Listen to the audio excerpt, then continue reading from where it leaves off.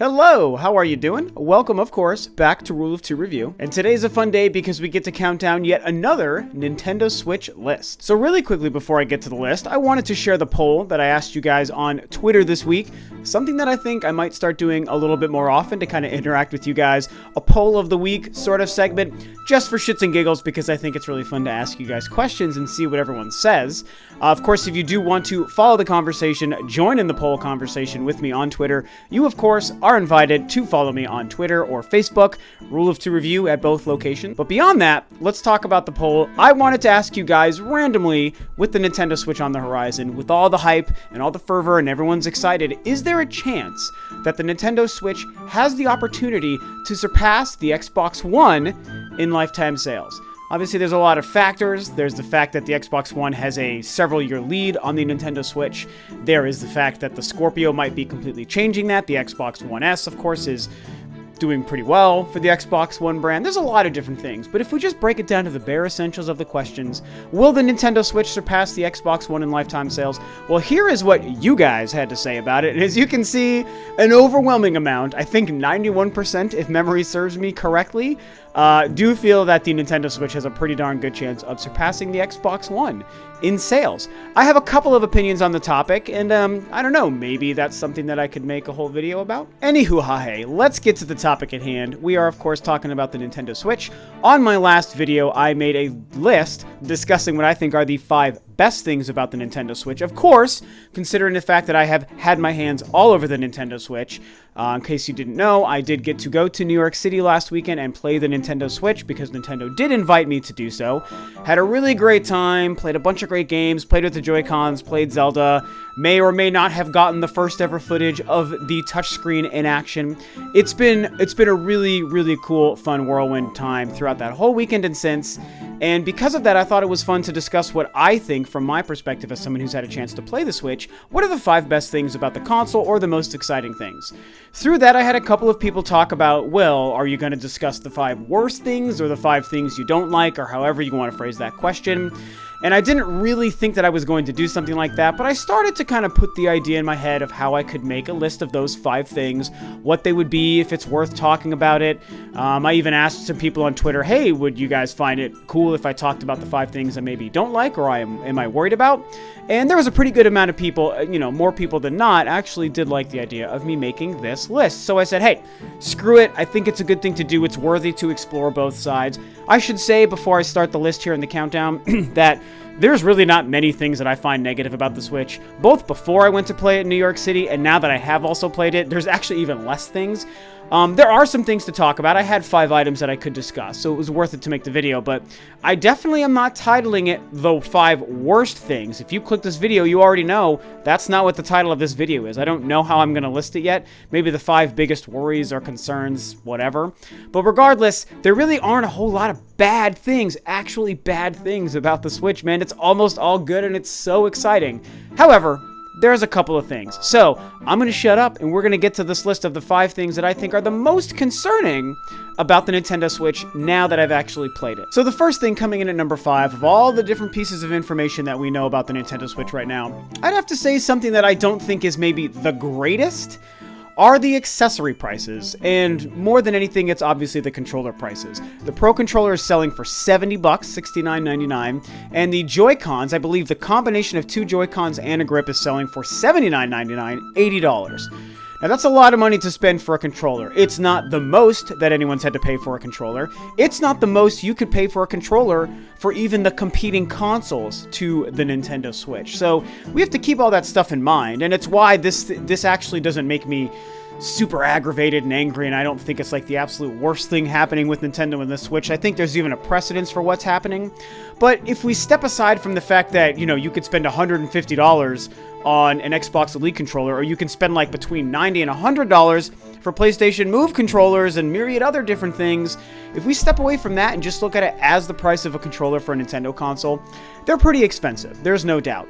Obviously, for myself, the biggest thing I could use to defend the price that Nintendo is charging for these things are the fact that both you know, both controllers, the Pro and the Joy-Con controllers, have a lot of cool tech in them. You get a lot more with just the standard Pro controller than you get with most regular controllers for any other console. That even includes the Wii U's Pro controller. Because there's HD rumble, there's gyro sensing, and there is, of course, the NFC reader for things like Amiibo. All of that is built into the Pro controller.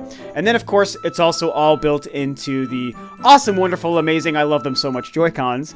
And they even have their own little IR sensor and stuff in the back. There's so much going on with both of those that it's like, okay, we can see why Nintendo is doing that. But if you try to imagine a world where Nintendo's trying to be a little bit more competitive, and considering the fact that typically they sell all of their products, their games, their consoles and hardware, and their accessories for far less than what the competition's usually doing, it stings a little bit more coming into the launch and the release of the Switch and all these accessories that, man, out of nowhere, Nintendo is getting ready to start charging us a lot of money for these accessories for the Switch. And although I'm going to be prepared to buy them because really that Pro controller is awesome, I've used it, I've played it, I love it so much, it's a little bit more than I think we'd all like to be spending. So whether or not it's justified, that's not what I'm talking about. When looking at just the hard numbers, it kind of sucks that these controllers are so expensive. Coming up to number 4, sticking with the money route of this list, is going to be the fact that we will eventually be paying for online services for the first time ever for a Nintendo console. Now, this is another one that really, you guys, doesn't affect me too much or make me so mad because I kind of expected it, and if anything, Nintendo, I think, has probably earned that right at this point to attempt to provide us a service that is worth charging money for. Sony and Microsoft have been doing it for a while. Microsoft for a really long time, like 10 years or something crazy. Actually, even, yeah, Xbox Live launched in 2004, 2005. Well, 2004 for Halo 2 or MechWarrior or whatever. For the original Xbox, and you had to buy a kit that you would like plug into your Xbox. And that was like 40 or 50 bucks, and ever since then, Xbox Live has had a price, whether it's silver or gold or whatever. So, you know, the competition's been doing it for a long time, and now Nintendo has finally decided, hey, we're putting our service together in such a way that we feel like we're going to be ready to charge you for it. There's some good things coming out of this, the fact that we can hope for some features and benefits and all these different things that Nintendo hasn't been giving us, maybe even a better network, all these on-screen notifications, voice chat, blah, blah, blah, all these different things. There's a lot of stuff coming to it that hopefully will be worthwhile, but we also know they're integrating like the smartphone app kind of system, which I'm actually going to make a separate video all about my feelings on that, because some people have lost their shit over that idea, and I think that there is just as much as of a bad side to that idea as there is a good side that I want to discuss with you guys. So I'm going to make a video about the whole smartphone app thing pretty soon as well. But keeping in mind, we don't know all the details yet. We just know that from March till sometime in the fall, it's all going to be free, but once we hit fall, Nintendo's going to start charging us for the online service for the first time ever. We don't know the price yet. It could be so very cheap, or it could be so very quality that it doesn't really feel like it's not valuable to a lot of us and to a lot of gamers, and that would be great. But as of right now, we just don't know. It's the unknown territory for Nintendo. We don't even know how good they can make their network. We don't know if they're going to charge us an appropriate price. We don't know if the smartphone app is going to be the greatest thing or the absolute damned worst thing that anyone's ever tried to give a gamer for a console. There's a lot of mystery and questions going on here, and I certainly ultimately believe in Nintendo, but again, if we step away from that and just look at it as a hard fact, it sucks that Nintendo is going to be charging us for the first time ever to play games online. All right, coming up to number 3, now we're getting into some of the things that I actually kind of care about a little bit more. I'm fairly invested in these last 3. And I'm going to say that number 3, I'm actually picking which one do I want to call 2 and which one do I want to call 3. So I'm going to say that number 3 is going to be the power of the console. Now, I've said many times that I'm not a graphics whore, and that's true. And I don't need great graphics or the next-gen graphics or the boundary-pushing graphics to enjoy any game on any console, especially a Nintendo console, because of how much juice they seem to get out of their tech. But at the same time, I think it's fair to sometimes expect a certain level of power, and there's no doubt that you still get excited when you think about any company and any company's brand new hardware and new console pushing the boundaries of what's been done before and knowing, wow, this is going to be the coolest, best, most powerful, best looking thing ever. Even though, like, I don't need that stuff, and it definitely should not be a requirement for anybody to enjoy games or their consoles, it's still a lot of fun. It gets us excited. We all love looking at pretty visuals and graphics that we've never seen before. Right now, the Xbox Scorpio is a pretty big mystery, but one thing that we can all be for sure is that it's going to be the most powerful console ever released at the time it comes out, as of right now, at the end of this year. And even though I'm not like really that interested in what the Scorpio is right now, that idea does get me excited. It makes me curious. It's like, well, I mean, I still like pretty graphics, so I wonder what it's going to look like once the Scorpio comes out. That'll be pretty interesting, and it would be really great. It would be really great, and it would solve, beyond being great for just myself, it would actually solve a lot of Nintendo's problems if they also made a system that was comparably powerful or even more powerful than the competition. Because we all know, for what seems like the third generation in a row, they're sticking behind the curve in terms of the power and the graphics, the processing, and GPU, CPU, all that other crap that I don't really know or understand. We know that it's not quite up to par with the Xbox One, which is the weaker of the other two. And again, I don't need that stuff, and I'm still crazy excited for how good games are going to look. I mean, Breath of the Wild and ARMS look amazing right now on the Switch. I can tell you, I've seen them. They're so beautiful. But there's something to be said for saying, well, it'd be nice if it was more powerful. I think that that would make a difference. It would help the perception for the market as well, for the consumers and gamers, and it would help them with third parties, because we know a lot of times, maybe sometimes you get a drunk developer that's just laughing at the Nintendo Switch on camera somewhere. And it's like that kind of stuff happens because we know, well, the Switch isn't really bringing the power level that maybe some people would like or some developers would like. And whether or not you want to agree with those people or not, in most instances, I disagree with them. Still, Nintendo could solve a lot of those problems, could help, fix a lot of the third-party issues they've had if they brought more power to the table. And right now, it seems like that's not the purpose of the Switch. I do think that Nintendo is going to be changing on that front soon. When I say soon, I mean the next couple of years or even generation or two. I do think Nintendo will come back to that. But it seems like, the Switch is not quite yet there. It's not really where Nintendo's mindset is at yet. And I don't mind because they've made an amazing product that I think everyone's going to love. But without a doubt, it would be nice if we started to get just a little bit more juice out of our Nintendo consoles. Okay. At number 2 on this list of things that are a bit concerning about the Nintendo Switch is a big one for me. Even as a diehard Nintendo fan, a lot of you guys probably could have predicted this one, and that is going to be what's happening with the third-party situation. Nintendo, really? What is actually going on, man? Because that is something that a lot of people really want to know, and I desperately want to know. Because Nintendo's my favorite company, they make my favorite games, my favorite series and characters and gaming experiences of all time that I will take with me to my grave are all Nintendo properties and Nintendo games. That's who they are, that's what they are, and that's what they mean to me. That being said, even though they're my favorite company and favorite developer, I love a lot of the third-party games and some of these really talented third-party developers out there. I love my Star Wars games. You can only get that from EA. I love my shooter games. You can only get that from, series like Battlefield and Call of Duty. I love all these different action games and these adventure games, things you get from Capcom or Platinum Games, all these companies that make games for everybody. And we know that Nintendo's had a really rocky road with the third-party relationships over the years. I talked about that recently on my video about EA and the comments about the Nintendo Switch. And man, I really want to see that stuff finally get fixed. The Nintendo Switch is the biggest, strongest, most believable promise we've had of solid third-party support on a Nintendo console in what I feel is over 10 years. And I feel really good about it. I want to believe in it. I'm giving the industry and the third-party developers right now the benefit of the doubt that they mean what they say about working with Nintendo on the Switch. I know that that's risky, and I'm probably going to get burned in putting my faith in those guys, damn it. I just know that I'm going to get burned. But you know what? I like to play the optimist. I said all of this on my last video as well, and I'm going to continue to do that until proven otherwise. There is a pretty strong third-party lineup so far that we know is coming to the Switch around the launch and throughout the year. I expect, Nintendo, you got to make this happen. At E3 this year, you got to show us that those third-party games are coming. We want to know that the next Resident Evil and the next Final Fantasy and Red Dead and Grand Theft Auto, series that I always talk about and bring up, Call of Duty, Battlefield, Star Wars, these games matter. These series matter. Even on a Nintendo console where Nintendo can survive on just their properties alone, yes, they could survive, but what if they just devastated? And what if they just did so well like they did with the Wii that we have no worries about what Nintendo can do, and then the sky is the limit?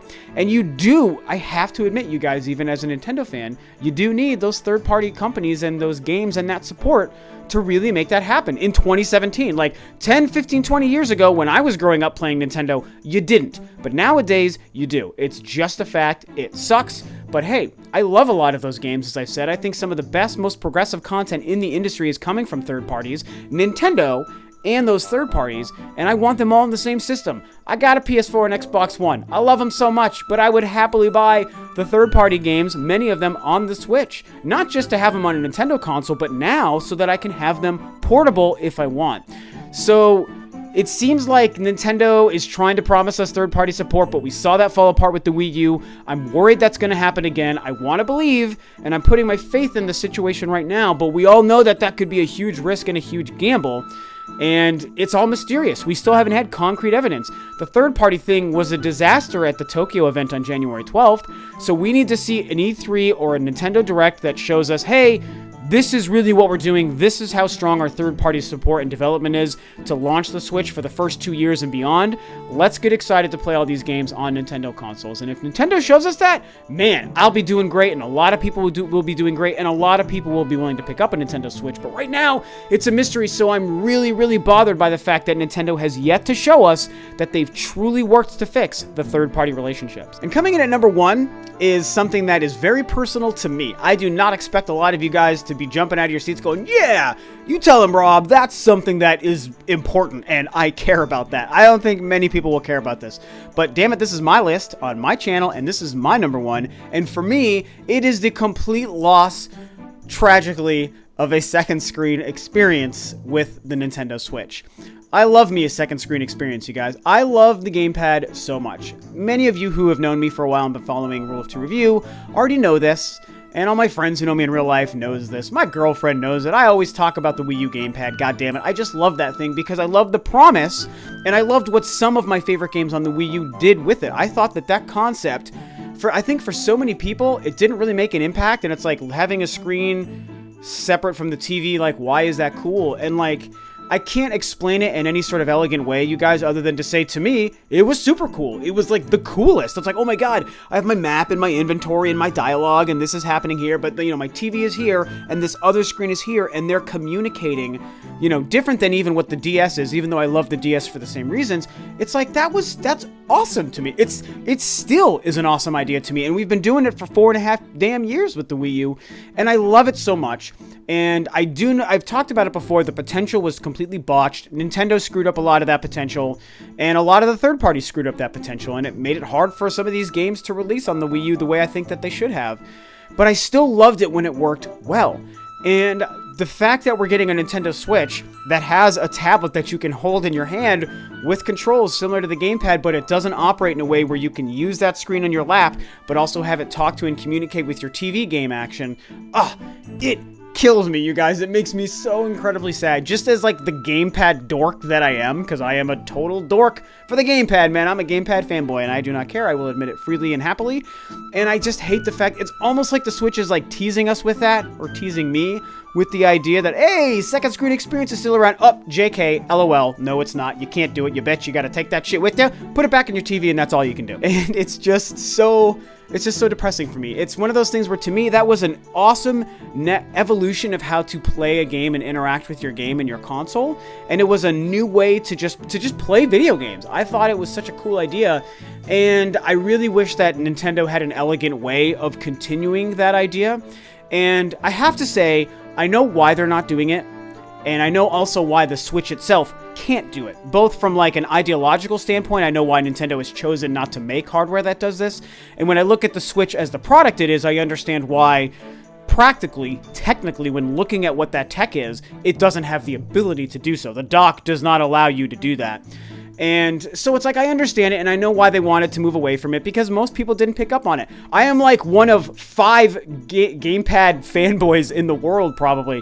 There's no reason for them to spend that money to make that experience continue for like me and the other 4 dudes that really love the gamepad. It just doesn't make sense. So I can't even necessarily blame Nintendo for that, but it really makes me sad, and it's one of my favorite things about, you know, the last couple of years with the DS and the 3DS, and then also with the Wii U. I loved the second screen experience.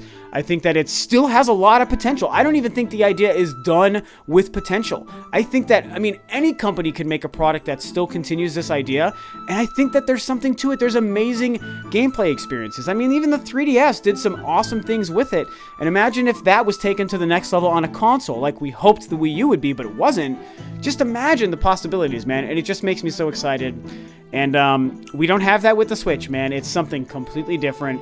It is something awesome, but it's something different from the gamepad second screen experience. And so I weep for the loss of the idea, you guys, because for Rob of the channel Rule of Two Review, he loves his gamepad, and he loves his second screen experiences. He loves them so much, he will talk in the third person about how much he loves them, and it sucks that Nintendo has decided not to do it, even though I understand it. So that's why, for me, it's the number one concern or worry or thing that I don't really love about the Nintendo Switch. So that's it, guys. That's me blabbing about the 5 things that I don't love about the Nintendo Switch, or I have worries or concerns about going forward until we find out more details. Again, in summing this up, I'm just going to remind you guys, actually none of this impacts me too much. You've heard me gush about the Switch, both before I went to New York and since I've been back from New York. You've seen all my footage of me playing the damn thing. You know how much I love it. You know how excited I am about the Joy-Cons. Hopefully you saw my video the other day, my most recent one, where I talked about the 5 things that I think are great about the Nintendo Switch. If you haven't, please go watch that, because it can cleanse your palate and wash the bad taste out of your mouth of hearing me talk about 5 things I maybe don't love about the Nintendo Switch. You can hear me gush about it because there's some really great things happening. So make no mistake, I'm not worried. There really isn't anything about the Switch that I think is a big deal. To me, the worst things about the Switch are just the people who are like haters of Nintendo and hating on the Switch and not paying attention to why the Switch makes a lot of sense for the right reasons. Granted, there's still time for Nintendo to fuck this up. I mean, a lot of things could go the wrong way. Third parties might not show up. The power really hinders the development of games. Or we don't get the achievements and the things that a lot of other people want, and all these different things could happen. The battery life might be so bad, no one's really enjoying it. The online network could suck. It could be paid too much. The app could be terrible. All these things could fall apart. Maybe we never get a Metroid. That was almost going to be one of my things here. You know, I mean, those things could happen, but man, I just feel like Nintendo's on a roll. And even with these couple of things that maybe don't seem like they're the best, there's so much other good, and more people are excited about this thing and ready to embrace it than not. So I say we just focus on that. I don't want to make this video all about being a downer. I'm here to be positive and tell you, the Switch is the bee's knees, as you've heard me say many times. I'm going to continue. The Switch is the bee's knees, and it's a really fantastic piece of hardware and console, and we should all be really excited about it. So don't worry about this too much, but I do, of course, want to hear what you guys have to say about my list, the 5 things that I'm a little concerned about when it comes to the Nintendo Switch. What are the concerns or things you don't like about the Nintendo Switch as of right now? And what are the things you do like? Talk about all that stuff below. Of course, thank you guys so much for tuning in. This, of course, is Rob of Rule of Two Review, and I will catch you guys next time on another video.